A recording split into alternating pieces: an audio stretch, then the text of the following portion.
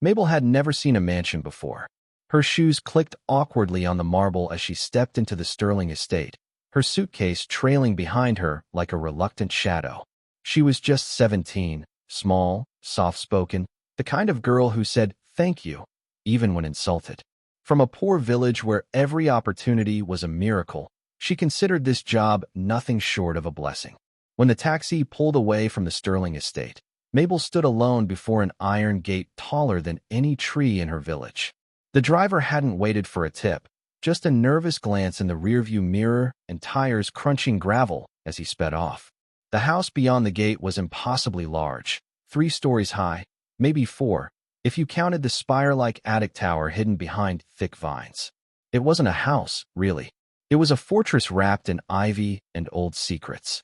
As she wheeled her modest suitcase toward the front door, it opened before she could knock. Mrs. Sterling stood there in a cream pantsuit, hair twisted into a severe bun, red lipstick perfectly painted, but her eyes dull and hurried. "You're early," she said flatly. "Good. Let's make this quick." The tour lasted 5 minutes. The kitchen was marble, cold, and too clean. The hallways were lined with paintings of stern-looking ancestors, none of whom smiled. The ballroom was unused, cloaked in dusty sheets. The guest rooms were locked. All of them. "You'll stay in the basement quarters," Mrs. Sterling said, not offering to carry the second bag Mabel struggled with. "Your job is simple. Clean, cook, and make sure the boys are taken care of. No need to overthink it." Mabel paused. "Are there other staff? A gardener? A cook?" "No," Mrs. Sterling replied, already walking away. "We don't like strangers in the house." Before Mabel could ask more, Mrs. Sterling added, almost as an afterthought, "One more thing. Stay off the top floor. The twins don't like being disturbed." Then she was gone, into a waiting car, off to New York, or maybe Paris. Some gala, some conference, some place far from home. The silence hit immediately, the kind of silence that felt thick, alive. Mabel walked through the hallways and heard her own footsteps echo like whispers. She kept expecting someone else to appear. A butler, a housekeeper, a nanny. But there was no one. Only the 2 boys, Elijah and Elias. They appeared together for dinner on the second night. Identical in every way, same hair swept to the side, same gray-blue eyes, same slow, unblinking stare. They didn't smile. They didn't speak. They simply sat at the long dining table, forks in hand, waiting to be served. When Mabel nervously brought their plates of lamb and potatoes, one of them, Elijah, maybe, leaned in and whispered, "You breathe loudly." Then silence again. That night, Mabel discovered something strange. The house had 4 floors, but the staircase leading to the top one was blocked by a heavy wooden door. It had no handle, just a small keyhole. She tried pushing it gently. It didn't budge. Later, she passed the hallway again and saw a flicker of movement behind the stained glass window on the top floor. A shadow. Quick. Gone. By the 4th day, things got worse. The grandfather clock in the foyer began to chime at random times. Once at 3 a.m., loud and jarring. When she went to investigate, the twins were already downstairs, sitting on the steps, just watching her. They didn't blink. One of them smiled for the first time and asked, "Do you dream about falling?" Mabel pretended not to hear, but she did. She dreamt about staircases collapsing, about doors slamming behind her, about being buried alive in the laundry chute. The boys began appearing more often, never speaking when their parents called to check in, only nodding and staring. One morning, Mabel found her cleaning rags torn up, her toiletries switched out for unfamiliar ones. A note written on the mirror in soap. "You're one of us now." She tried calling her mother. No signal. She tried walking to the edge of the estate grounds. The gates were locked, always locked. Then, one rainy night, she heard it. A sound coming from the top floor. A thud, a sob, then silence. She stood at the bottom of the staircase, staring up at that locked wooden door. There was light glowing behind the stained glass again. A shadow moved, and a voice, barely audible, whispered, "Help me." And then the voice was cut short, like someone covering a mouth. Mabel ran back to her basement room that night and locked the door for the first time. But what she didn't know was that the locks only worked from the outside, and someone had just turned hers. At first, it was just small things. The silverware she'd carefully placed on the table the night before would be rearranged in spirals by morning. The broom would go missing. only to be found inside the freezer. Doors she knew she had locked would swing open on their own, creaking with a low groan that echoed down the hallways. Then came the notes. Handwritten, in jagged print, always signed the same. Nobody. One read, "Clean the attic, if you dare." Another, tucked into her laundry basket, "Bad maids get punished." She tried to laugh it off at first, assuming it was the boys being immature or bored. They were rich, after all. Maybe this was their idea of fun. But it didn't stop. It got worse. They began giving her absurd tasks at dinner, spoken softly, but with eyes locked on her like predators to prey. Scrub all 4 staircases before sunrise. Polish every doorknob in the house, without missing one. Clean our room, without stepping past the threshold. And always, the consequence of failure was laughter. Cruel, echoing laughter from somewhere behind the walls. From behind locked doors. From above. She tried to confront them once. "Why are you doing this to me?" she asked, trembling. Elijah smiled. Or maybe it was Elias. "Doing what, Mabel? You're imagining things." Then, one night, everything shifted. Mabel remembered going to sleep in her tiny basement room. The light above her bed buzzed softly. Her back ached from scrubbing the ballroom floor for hours. But she awoke in the dark, on the cold stone floor of the wine cellar. Her head throbbed. She reached up and felt a sticky warmth, blood, dried and crusted against her hairline. The door to the cellar was wide open, swinging slowly on rusty hinges. She looked around. There was no sign of forced entry. No blanket. No pillow. Just her alone. And the faint echo of laughter drifting down the stairs. When she tried to call her mother the next morning, the landline was dead. She checked the cord. It had been snipped clean, neatly, deliberately. She tried using her cell phone, but there was no signal. Not even a single bar. Panicking now, Mabel searched the house for help. But there was no one. Just portraits watching her. Rooms locked. Lights flickering. That night, the boys left her another note on her pillow. "You fell again. So clumsy." Her hands shook as she read it. That's when she noticed the bruise on her wrist. Finger-shaped. The next night, another message. "We're just getting started." She began having nightmares. Of footsteps climbing the stairs to her room. Of breathing outside her door. Of her voice screaming, but no sound coming out. She tried to leave. She packed her bag, made it to the front door, only to find the key missing. Every window was sealed shut. The back gate was padlocked. And the boys? They just smiled at her from the landing of the stairs, as if watching a pet tire itself out. Elias spoke softly. "You can't leave, Mabel. This is your home now. We like our toys," Elijah added. "And you're very fun when you're scared." That night, Mabel found something under her pillow. A broken locket. It wasn't hers. Inside it was a tiny picture of a girl, and a name etched in cursive beneath it. Esther. The face was unfamiliar. But the fear behind the smile? That felt familiar. Too familiar. Something in Mabel's chest tightened. Because she had a terrible, creeping feeling. She wasn't the first maid who'd come to this mansion. But she might be the last. Days blurred into nights. Mabel was losing track of time. Sleep offered no rest. Only dark dreams and the feeling that someone was always watching. Or following. Or waiting. Then, one evening, while dusting the upstairs corridor, an area she had been forbidden to enter, she noticed something odd.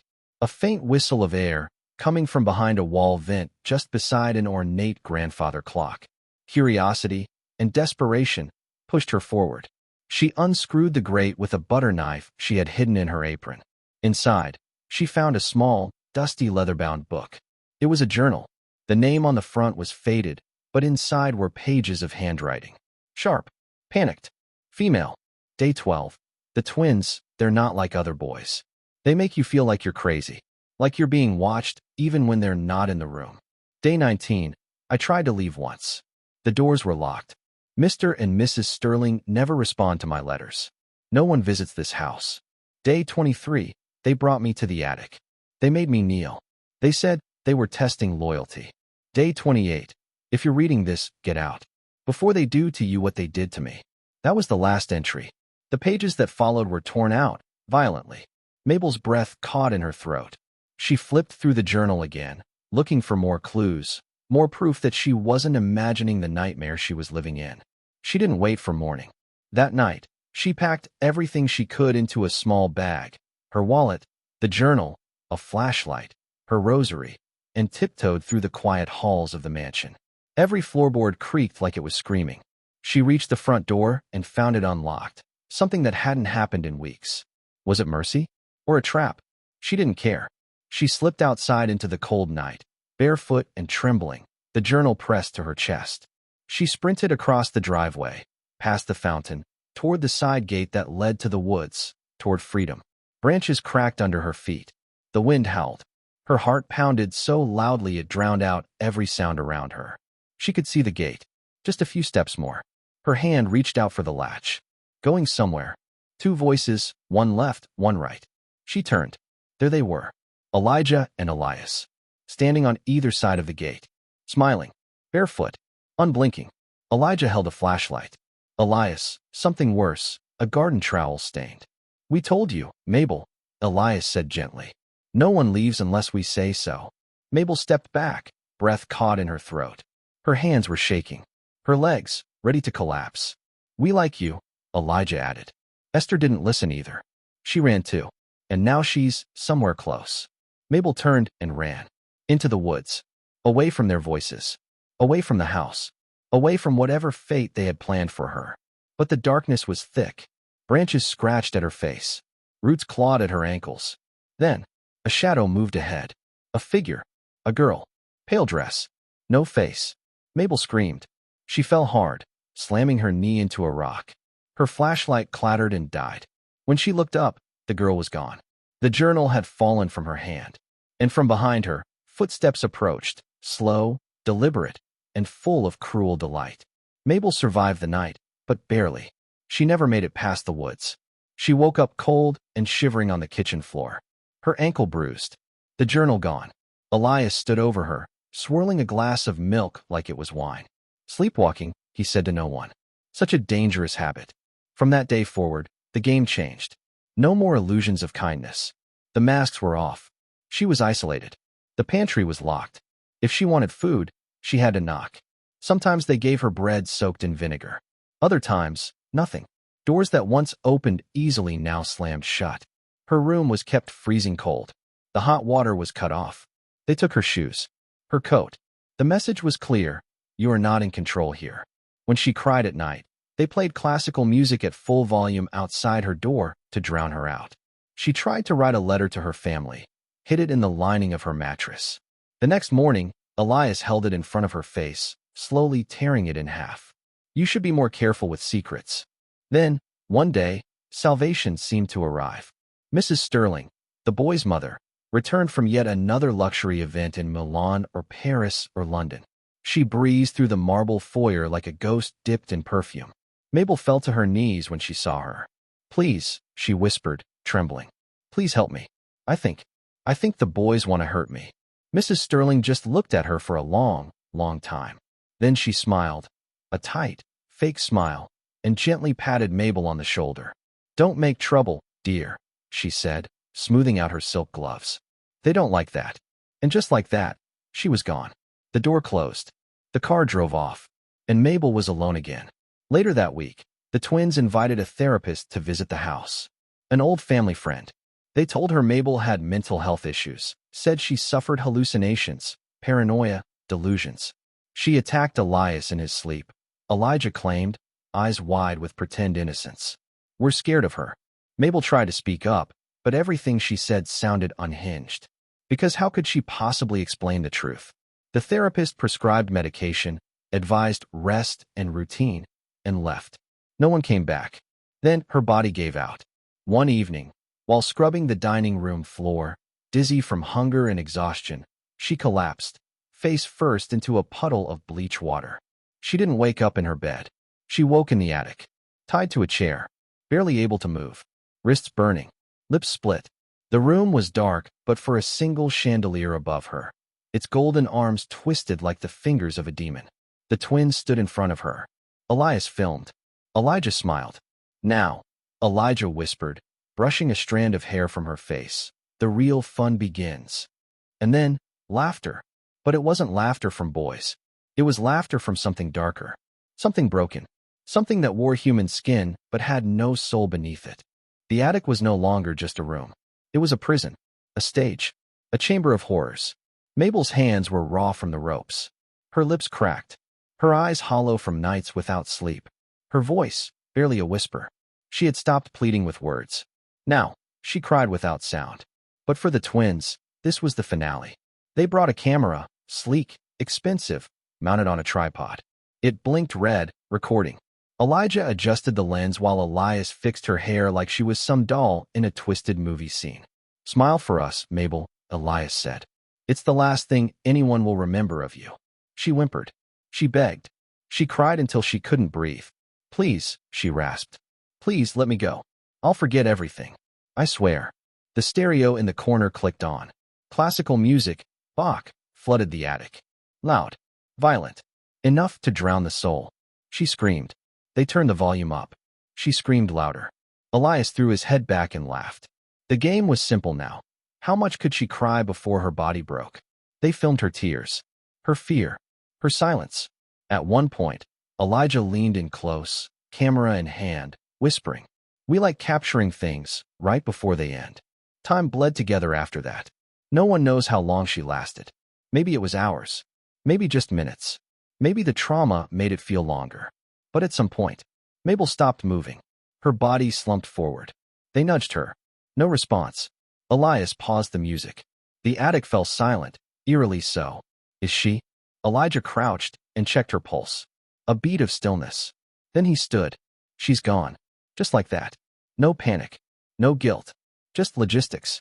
They removed the ropes, cleaned her face with cold water, wiped the chair and floor with bleach. It was methodical, like they had done it before. They wrapped her in bedsheets, rolled her into a suitcase, blue, monogrammed, expensive, and zipped it shut. The suitcase bumped awkwardly down the staircase as they dragged it past the chandeliers, past the marble busts, past the grandfather clock that hadn't ticked in years. Outside, the sky was black. The woods behind the estate swallowed everything. They drove in silence. No headlights. No music. Just the sound of gravel under tires. When they reached a clearing near a dried-up creek, they stopped. They didn't dig. They didn't pray. They just dumped the suitcase into a shallow ditch, kicked some leaves over it, and drove back. Back to comfort. Back to warmth. Back to waffles. Yes, waffles. The next morning, they sat at the long oak breakfast table, pouring syrup, laughing at old photos on Elijah's phone. The staff asked about Mabel. She must have run away, Elias said. She was acting strange. And that was that. No missing person report. No police. No guilt. To the outside world, the maid had simply vanished. But in the silence of the woods, something still lingered. The suitcase. The final cries. The truth. Waiting to be unearthed. Ruth hadn't heard from Mabel in over a week. No texts. No calls. Not even a missed signal. That wasn't like her. Mabel messaged daily, even if it was just a good night or a quick update about the strange rich people she worked for. So when silence stretched into days, Ruth didn't wait. She packed a bag, boarded the first local bus, and made her way to the Sterling estate.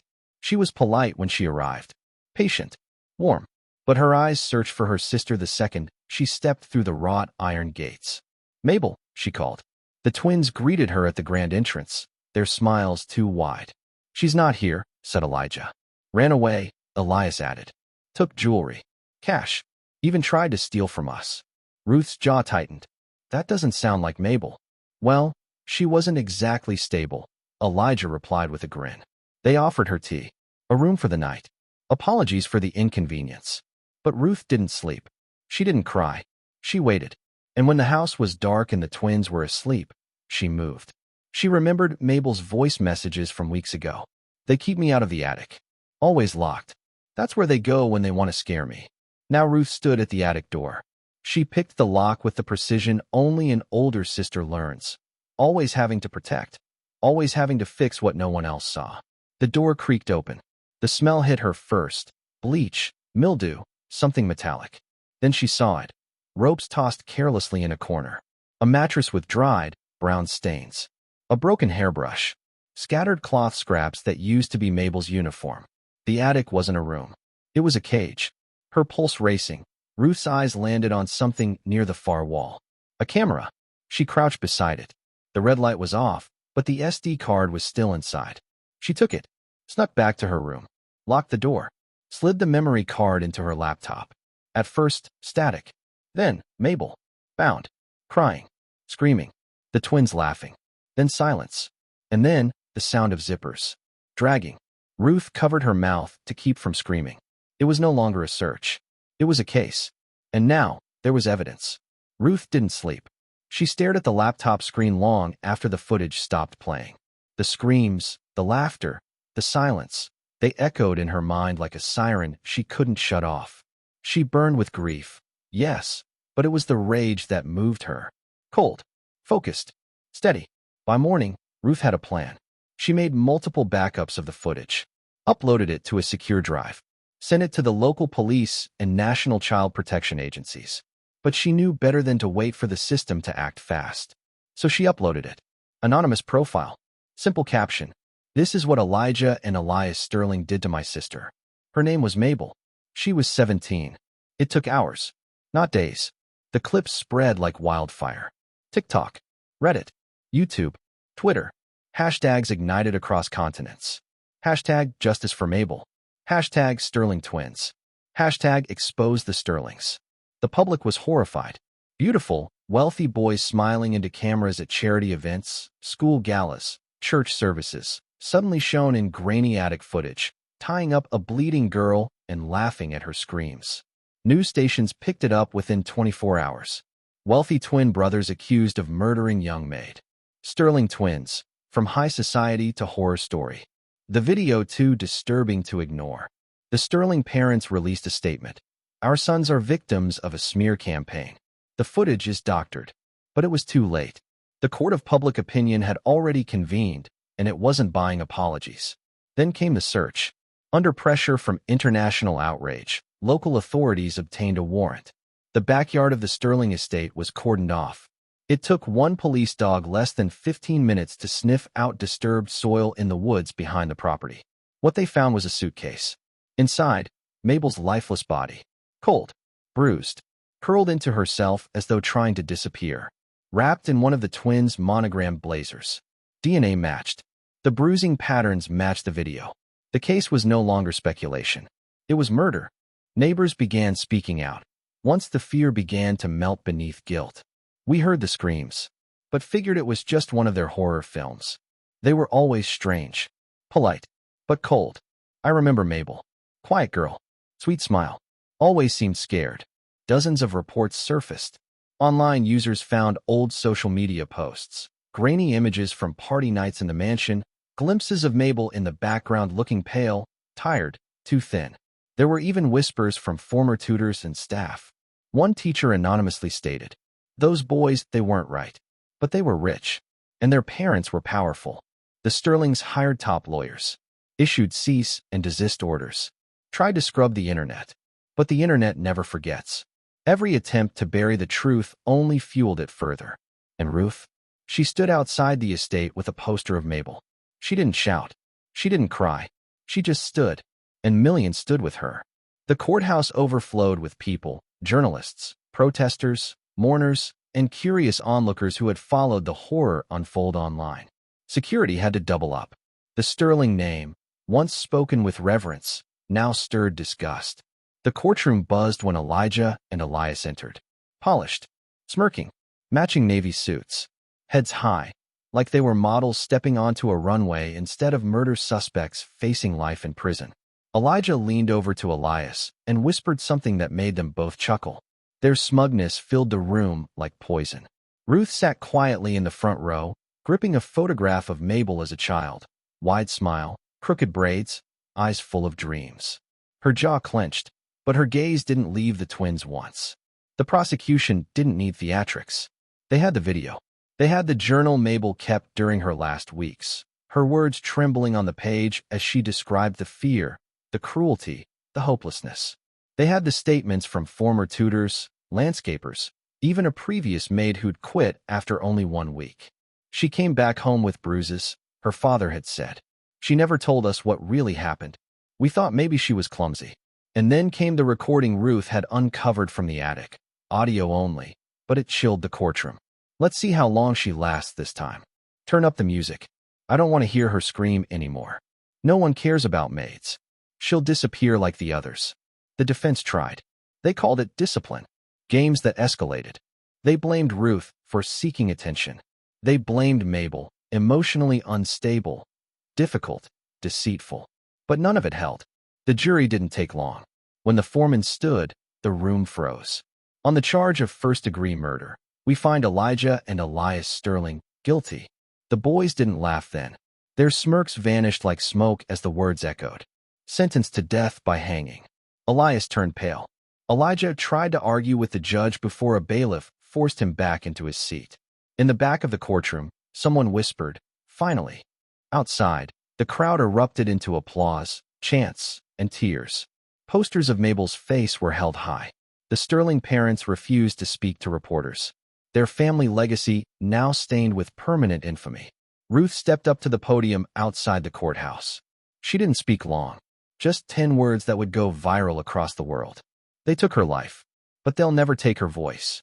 The courtroom drama had faded, but the ripples of Mabel's story spread far beyond those heavy doors. Ruth, her older sister, carried the weight of grief, but also of fierce determination. She knew Mabel's death wasn't just a tragedy. It was a cry for justice, for change. From the ashes of pain, Ruth founded the Mabel Project. Its mission was simple but powerful: to protect young domestic workers from abuse, exploitation, and trafficking. The organization set up hotlines, offered legal aid, and partnered with community leaders to educate families about the hidden dangers many maids faced behind closed doors, especially those from poor, rural areas like Mabel's village. Months later, under a starlit sky, a candlelight vigil was held in the heart of the city. Dozens gathered: neighbors, activists, journalists, and even strangers who had been touched by Mabel's story through viral posts and news coverage. They lit candles that flickered softly in the night, each flame a symbol of hope and remembrance. Ruth spoke quietly but with passion, telling Mabel's story, not just as a victim, but as a young woman full of dreams, courage, and kindness. A large portrait of Mabel stood at the front, a smiling girl, forever captured in a moment of innocence. The media caught every moment. Newspapers printed front-page stories. The maid who became a movement, from tragedy to triumph. Mabel's legacy. Her photo became an emblem, a rallying point for justice and reform. Parents in vulnerable communities began speaking up, sharing their stories, and demanding safer working conditions for their children. Politicians, pressured by public outcry, promised investigations and new laws to protect domestic workers. Meanwhile, Elijah and Elias Sterling were confined in a prison cell, small and cold, a stark contrast to the mansion where they once ruled. Their laughter had long since died. No whispered threats, no cruel games. In that cramped space barely larger than the attic where Mabel had suffered, they faced the silence of their guilt. No more power, no more control. Justice, finally, was served. But more than punishment, the story of Mabel ignited a global conversation. A reminder that behind the grandest walls and the wealthiest names, human lives should never be invisible or expendable. Her name was Mabel, forgotten by the rich, but remembered by the world.